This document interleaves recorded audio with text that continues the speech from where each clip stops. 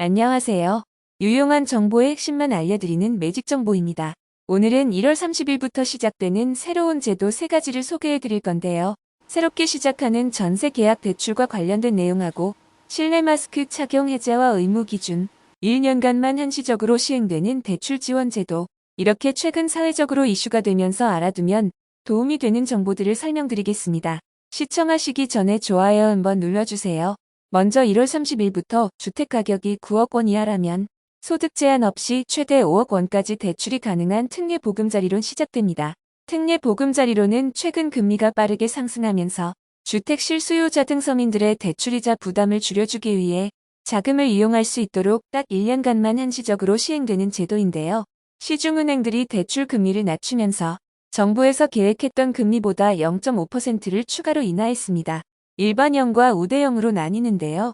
일반형은 대출 기간에 따라 10년에 4.25%에서 50년에 4.55%까지 금리가 적용되고 주택가격이 6억 원 이상, 연소득 1억 원 이상일 시 적용됩니다. 우대형은 주택가격 6억 원 이하, 연소득 기준 1억 원 이하로 일반형보다 0.1% 금리 우대를 해줍니다. 여기에 추가로 전자약정 및 등기 시 우대금리 0.1% 주택가격 6억 원 이하 소득 6천만 원 이하의 한 부모 가족, 일반형과 장애인, 다문화 가족 다자녀 가구는 0.4% 추가 금리 우대가 적용되고요. 연소득 7천만 원 이하의 결혼 7년 이내 신혼 가구는 0.2%, 연소득 8천만 원 이하의 미분양 주택대출은 0.2%, 연소득 6천만 원 미만인 39세 이하 청년은 0.1%의 우대금리가 추가되어 모두 중복이 가능하기 때문에 추가로 최대 0.8%까지 금리가 낮아집니다. 그래서 최대 3.25%에서 3.5%까지 금리 적용이 가능한데요. 기존에 주택담보대출이 있으신 분들이 특례 보금자리론을 신청하면 상환 수수료가 면제되고 특례 보금자리론을 중도 상환하더라도 중도 상환 수수료가 면제됩니다. 신청은 30일 오전 9시부터 주택금융공사 홈페이지나 스마트 주택금융 앱에서 신청하실 수 있습니다. 두 번째로 1월 30일부터 우리은행 710여 개 지점에서 주택담보대출 신청인 임대인의 정보 제공 동의를 받아 대출 심사 과정에서 담보대상 주택의 확정일자, 정보보증금, 임대차 기간 등을 확인하여 대출을 실행하는 시범사업을 추진합니다. 최근 전세 사기가 여러 차례 발생해서 정말 많은 피해자가 발생했고 사회적인 문제로 확대됐는데요. 그 중에서 대출이 없는 집을 전세로 계약하고 곧바로 전입신고와 확정일자를 받더라도 집주인이 세입자가 전입신고하는 날 바로 그 집을 담보로 대출을 받으면 나중에 집이 경매로 넘어갈 경우에 전세 보증금을 돌려받을 수 없는 상황이 발생할 수 있습니다. 왜냐하면 전입신고를 하고 확정일자를 받으면 전세 보증금을 돌려받을 수 있는 권리인 다음날 0시 기준으로 효력이 생기지만 집주인이 담보대출을 받게 되면 등기는 당일 효력이 발생해서 세입자의 보증금이 저당권 우선순위에서 밀릴 수 있기 때문인데요. 일반인들은 잘 모르는 법률 지식과 이런 행정적인 빈틈을 이용해서 최근 이를 이용한 전세 사기가 여러 건 발생했습니다. 그래서 1월 30일부터는 은행에서 주택담보대출 심사 과정에서 대상 주택에 부여된 확정일자 의무와 보증금 액수를 확인하고 지출이 진행되는 것인데요. 기존에는 집주인이 나쁜 마음을 먹고 세입자가 전입신고하는 날에 그 집을 담보로 대출을 받으면 매매가 6억 원 하는 집에 전세 보증금 4억 원, 있다 하더라도 은행에서는 이러한 내용을 모르기 때문에 주택담보대출로 3억 원에서 5억 원을 받을 수 있었습니다.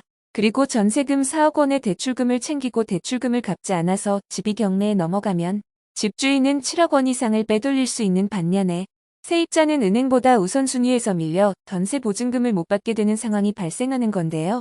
이번에 제도가 시행되면서 은행 전세 계약 내용을 미리 확인할 수 있게 됩니다.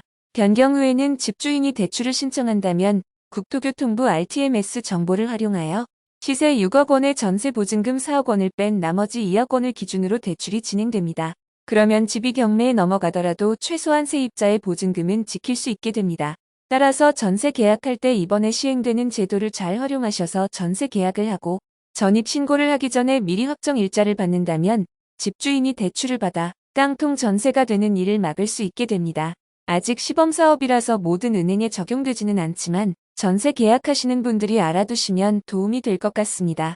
세 번째로 역시 1월 30일부터 실내 마스크 착용 의무가 착용 권고로 전환되는데요. 따라서 마트, 헬스, 수영장, 학교와 유치원 어린이집까지 마스크 착용이 자율에 맡겨집니다.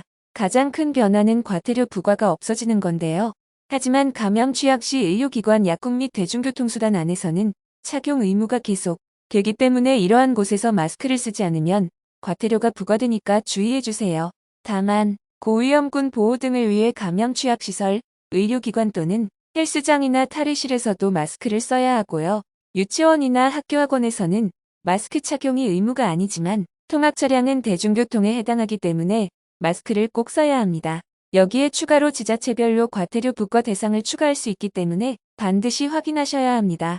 오늘은 1월 30일부터 새롭게 시작되는 3가지 제도들을 소개해드렸는데요.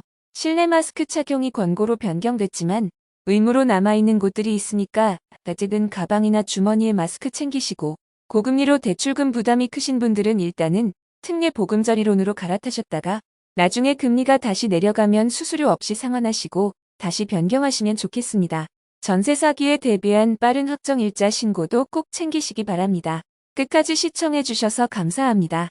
영상이 유익했다면 주변 분들에게 공유해주시고 다음 영상에서 또 만나요. 구독과 좋아요, 알림 설정은 큰 힘이 됩니다.